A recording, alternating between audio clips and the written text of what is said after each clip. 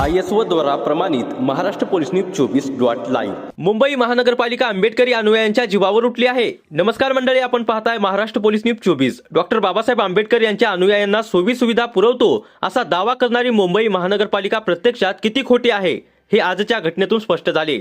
वंचित बहुजन आघाडीचे स्वयंसेवक मदतीसाठी गेले असता त्यांच्याकडून पैशाची मागणी करण्यात आली।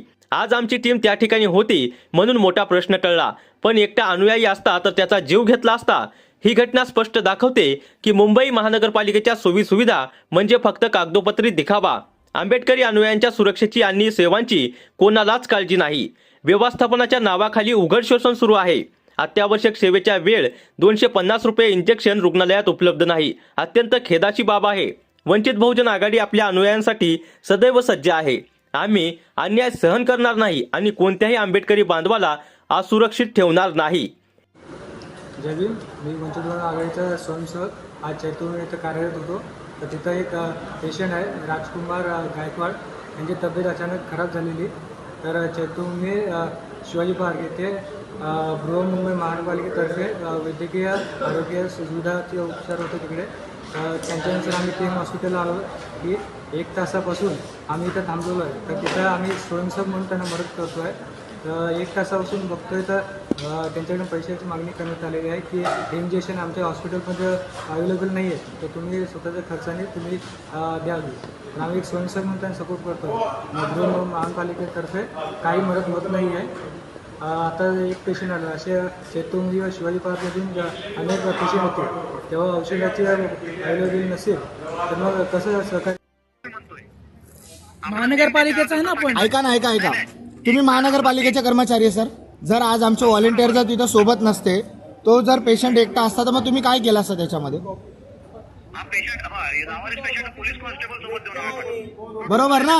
मग आता जर त्या पेशंटच्या सोबत गेलेल्या लोकांकडे पैसे नाही तर मग तुम्ही त्याचा जीव घेणार का सर?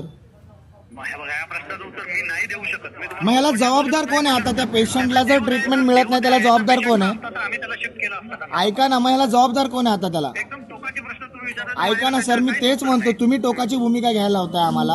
आता पेशंट तिकडे पाठवलं, त्याला जबाबदार कोण आहे? मग पेशंट तर शिवाजी पार्कला ऍडमिट झाला, आम्ही तर बोललो नाही तुम्हाला केमला घेऊन जावं, तुम्ही तिथे ट्रीटमेंट द्यायची होती। बरोबर ना सर, पेशंट सिरियस आहे तुम्ही मान्य करताय, तरी देखील तुम्ही त्याला मदत करायला तयार नाही आहेत। आता केमला पाठवलं, पण तिकडची पुढची प्रोसेस कोण करणार सर? ऐका ना, मग पुढची प्रोसेस कोण करणार तिकडची? तुमची प्रोसेस नाहीये, तुमची प्रोसेस संपली। सर तुमचं नाव काय? डॉक्टर अभिजित कांबळे। तुम्ही कोण आहेत? वैद्यकीय अधिकारी आहेत? मी वैद्यकीय अधिकारी आहे। आणि 6 डिसेंबरचे सगळे नियोजन तुम्ही बघताय? नाही, पूर्ण नियोजन नाही बघत मी। तुमच्या वरिष्ठ कोण आहेत? आमचे वरिष्ठ जी उत्तर विभागामध्ये। जी नॉर्थचे कोण आहेत तुमच्या इथं आता ड्युटीला? वरिष्ठ कोण आहेत? Medical officer. त्यांचा नंबर द्या ना मेडिकल ऑफिसरचा तुमच्या।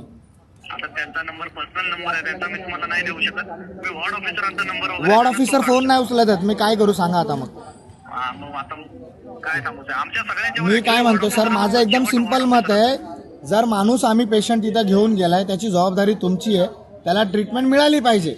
जर त्याला ट्रीटमेंट मिळत नाही तर ह्याला जबाबदार कोण आहे? आता या प्रश्नाचं उत्तर मी नाही देऊ शकत साहेब, तुम्ही वॉर्ड ऑफिसर साहेबांशी बोला, काही प्रॉब्लेम नाही। ओके। सगळ्यांना महत्वाची सूचना आहे, आता रात्रीचे 4:30 झालेत। 2:30 वाजता शिवाजी पार्क परिसरामध्ये आंबेडकर अनुयायाला अचानक फिट आली।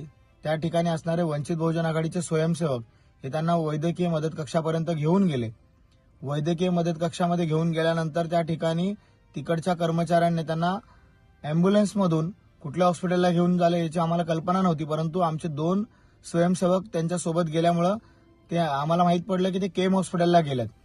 त्याच्यानंतर जवळपास आता 2 तास होत आलेत, परंतु केम हॉस्पिटलच्या कर्मचाऱ्यांनी आणि इथल्या शिवाजी पार्क परिसरातल्या वैद्यकीय अधिकाऱ्यांनी आमच्या व्हॉलेंटियरकडं पैशाची मागणी केली। त्यांना सांगितलंय बाहेरनं तुम्ही इंजेक्शन घेऊन या, तेव्हाच आम्ही पेशंटला ट्रीटमेंट करू। 2 तास झाले पेशंटला त्यांनी तसंच ठेवलेलं आहे।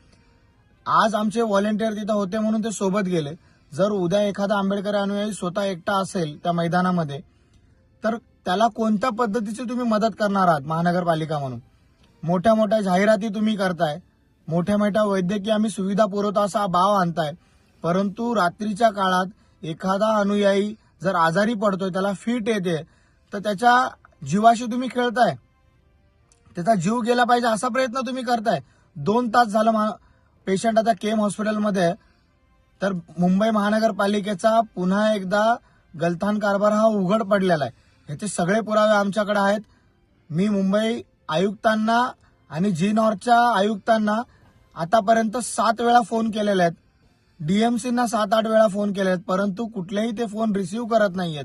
केएमचे बांगर सर यांना देखील फोन केलेला आहे, परंतु कुठलेही अधिकारी फोन उचलत नाही.